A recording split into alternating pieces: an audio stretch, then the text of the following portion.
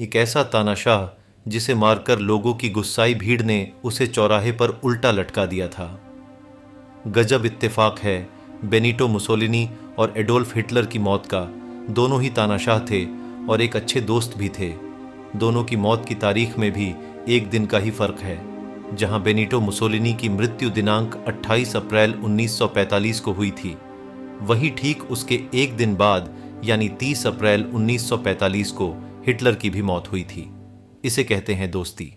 आज से 78 साल पहले यानी 28 अप्रैल 1945 को इटली के फाशिस्ट तानाशाह बेनिटो मुसोलिनी को उनकी प्रेमिका क्लारेटा पेटाची के साथ गोली मार दी गई थी। गोली मारने के बाद मुसोलिनी को बीच चौराहे पर उल्टा लटका दिया गया था।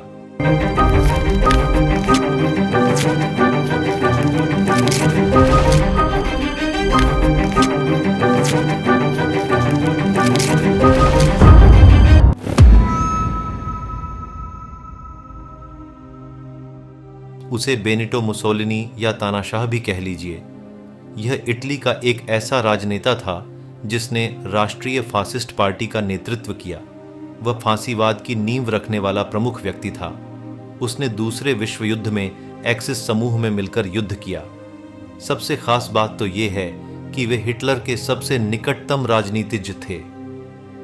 ऐसा कहा जाता है कि उनका जीवन अवसरवाद, आवारापन और प्रतिभा के मिश्रण से बना था।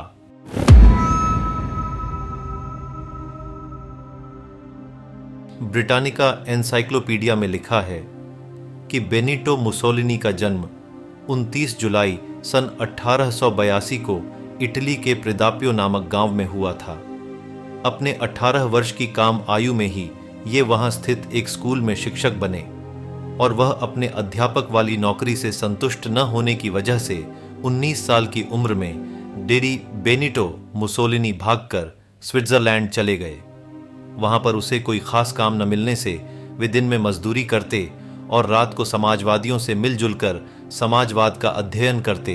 वे कुछ दिन तक वहां रहने के बाद वहां से लौटकर कुछ समय तक सेना में भी काम किया। वहां से भी मन ऊब गया तो उन्होंने घर लौटकर अपनी रुचि के अनुसार समाजवादी आंदोलन में भाग लेना जारी रखा और उसके साथ ही वे अपनी जीविका चलाने के लिए पत्रकारिता के काम में भी लग गए। और कुछ ही दिनों बाद जल्द ही वे सन 1912 तक समाजवादी दल के मुखपत्र आवांती के संपादक बना दिए गए। और वही सन 1914 में प्रथम महायुद्ध छिड़ने के साथ मुसोलिनी ने समाजवादियों की तरह यह मानने से इनकार कर दिया कि इटली को निष्पक्ष रहना चाहिए। वे हमेशा से यह चाहते थे कि इटली ब्रिटेन और फ्रांस के पक्ष में लड़ाई में उतरे और यही मुख्य वजह है कि उन्हें आवांती के संपादक पद से अलग होना पड़ा और वे दल से भी निकाल दिए गए। वहीं दिनांक 23 मार्च सन 1919 को बेनिटो मुसोलिनी ने अपने ढंग से राजनीति में एक नए संगठन को जन्म दिया। इस दल का नाम रखा फांसी दी कम्बात्तिमेंती और इस दल में उन्होंने उन्हीं लोगों को शामिल किया जो उस समय यानी सन 1914 में उनके विचार से सहमत हुआ करते थे। इसमें मुख्यतः सभी रिटायर हुए सैनिकों ने बढ़ चढ़कर हिस्सा लिया और देश भी इस तरह के कार्यक्रम के लिए तैयार था क्योंकि समाजवादी पहले से ही कमजोर थे। वही भूतपूर्व रिटायर सैनिकों में बेकारी फैल गई थी, भ्रष्टाचार बढ़कर अपने चरम सीमा पर था। और इन सभी बातों का नेतृत्व करते करते बेनिटो मुसोलिनी धीरे धीरे इतने शक्तिशाली और एक चतुर अवसरवादी हो गए कि उन्होंने एक भी अवसर नहीं छोड़े। सभी अवसरों से वे लाभ उठाते रहे। दुनिया में जब भी सबसे क्रूर तानाशाह का जिक्र हो तो सबसे पहले जर्मनी के एडोल्फ हिटलर का नाम ज़हन में आता है। लेकिन उसी एडोल्फ हिटलर का एक दोस्त इटली का तानाशाह बेनिटो मुसोलिनी तो उससे भी कहीं ज्यादा क्रूर था। उसने अपने खिलाफ बोलने वाले लाखों लोगों की हत्या करवाई और फांसीवाद की शुरुआत सबसे पहले उसी ने की थी।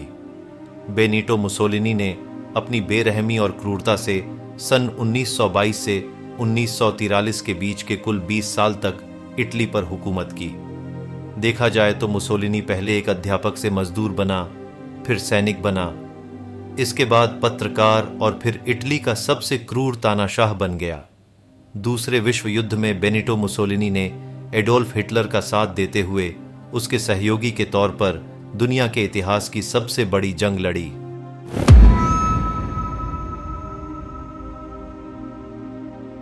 लेकिन फिर उस समय इटली में कुछ ऐसे हालात बन गए कि प्रधानमंत्री लुइगी फेटा ने अचानक में इस्तीफा दे दिया और मुसोलिनी इटली का प्रधानमंत्री बन बैठा। कहते हैं कि इसके बाद मुसोलिनी ने सन 1935 में अबिसीनिया पर हमला किया और इसके बाद यहीं से दूसरे विश्व युद्ध की जमीनी तैयार होती चली गई। हिटलर और मुसोलिनी का गठजोड़ तो पहले से ही हो चुका था। दूसरे विश्व युद्ध में इटली और जर्मनी एक तरफ थे तो वहीं ब्रिटेन और फ्रांस दूसरी तरफ से लड़ रहे थे। और जब ये लड़ाई बढ़ी तो बाद में बाकी देश भी इन दोनों खेमों में शामिल होते चले गए। शुरुआत में तो हिटलर को जीत मिली, लेकिन बाद में उसकी बहुत बुरे तरीके से शिकस्त हुई।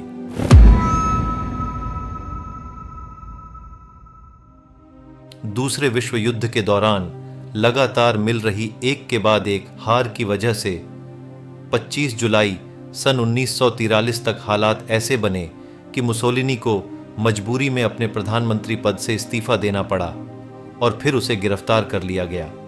वही एक खबर के मुताबिक मुसोलिनी को उसकी गिरफ्तारी के 2 महीने के भीतर ही सितंबर सन 1943 में उसके सबसे अजीज दोस्त एडोल्फ हिटलर ने छुड़वा लिया और इटली के उत्तर में एक राज्य का मुखिया बना दिया।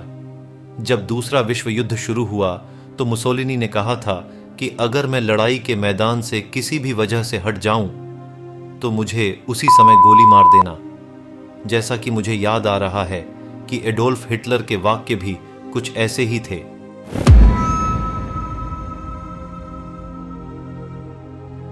जब अप्रैल सन 1945 में दूसरा विश्व युद्ध खत्म होने की कगार पर था, तभी मुसोलिनी को लगातार एक के बाद एक हार मिल रही थी।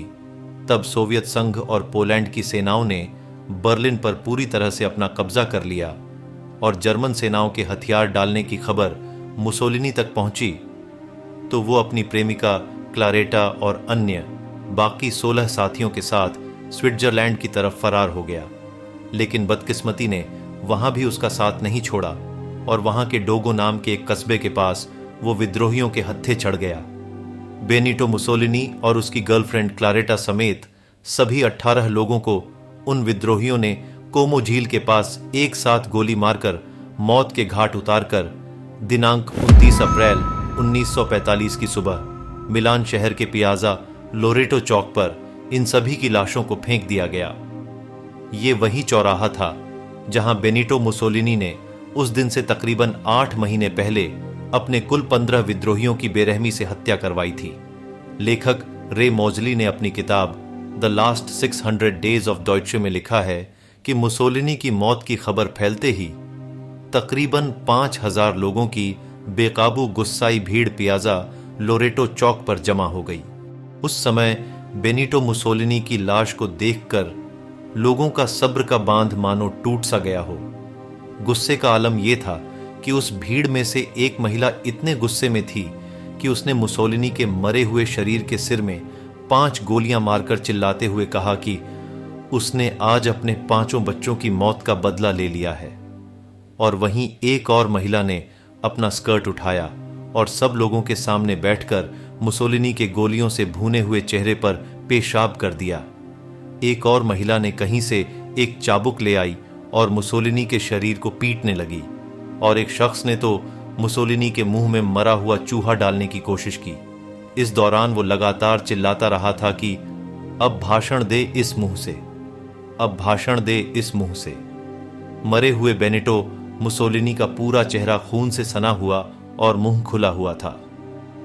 इस खौफनाक मंजर का जिक्र करते हुए लूसियानो गैरिबाल्डी ने अपनी किताब Mussolini the secret of his death में लिखा है कि नफरत की आग में झुलस रही भीड़ ने इन तमाम 18 लाशों के ऊपर चढ़ गई थी और उन्हें अपने पैरों से कुचल रही थी। इसके बाद मुसोलिनी और उसकी प्रेमिका क्लारेटा और उसके 4 सहयोगियों की लाशों को बीच चौक पर उल्टा लटका दिया गया। इस प्रकार दुनिया के सबसे क्रूर तानाशाह का खौफनाक अंत हो गया। इसलिए वही कुछ इतिहासकारों का ऐसा भी मानना है कि मुसोलिनी के शव के साथ जनता द्वारा जो बदसलूकी की गई, शायद उसी ने हिटलर को भी डरा दिया और उसे अपनी हार के बाद आत्महत्या करने और उसके बाद अपने शव को जलवा देने के लिए प्रेरित किया हो।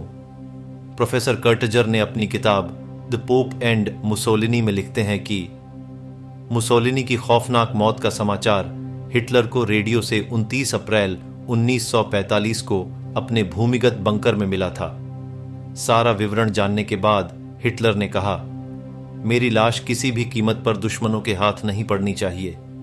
इसलिए कभी कभी कहावतें भी सत्य होती है, जैसे कि किसी ने बहुत सही कहा है, यही होता है बुरे काम का बुरा नतीजा।